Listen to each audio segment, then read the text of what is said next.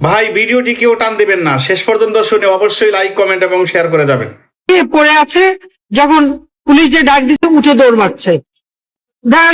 লাশ দৌড় মারলো মে মাসের 5 তারিখে রাত্রে, অর্থাৎ 6 তারিখে।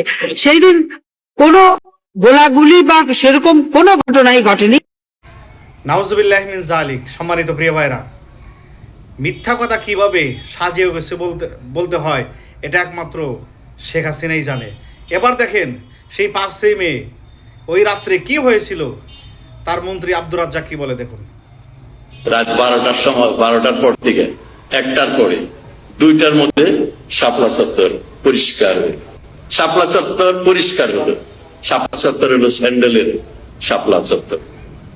সব হেফাজতের এই ধর্মান্ধরা, এই জঙ্গিরা, যারা মানবতার শক্তি, ধর্মকে যারা রাজনীতি ব্যক্তিগত উদ্দেশ্যে ব্যবহার করে, পাকিস্তানের। সম্মানিত প্রিয় ভাইরা, কি বুঝলেন? শেখ হাসিনা যে কত বড় ধরনের অভিনেতা অভিনেত্রী ছিলেন একমাত্র সে জানে আর শয়তান জানে। আর সেই 2013 সালের 5 মে শাপলা চত্বরে কি হয়েছিল আব্দুর রাজ্জাক নিজেই বলে দিলেন। রাত 12টা থেকে 2টার ভিতরে সব ক্লিয়ার করে ফেলছে, শুধু জুতা আর জুতা, অন্ধ মৌলবাদ, নাউজুবিল্লাহ মিন জালিক।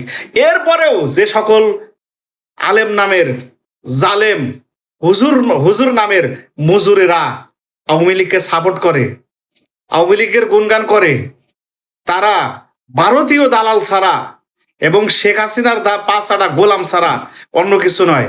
এবং যে সকল হেফাজত নেতাদের আহ্বানে লক্ষ উলামা ইকরাম শাপলা চত্বরে এসে হাজার হাজার মানুষ জীবন দিল, ওই সমস্ত 5 গোলাম মৌলবীর আজকে কোথায়?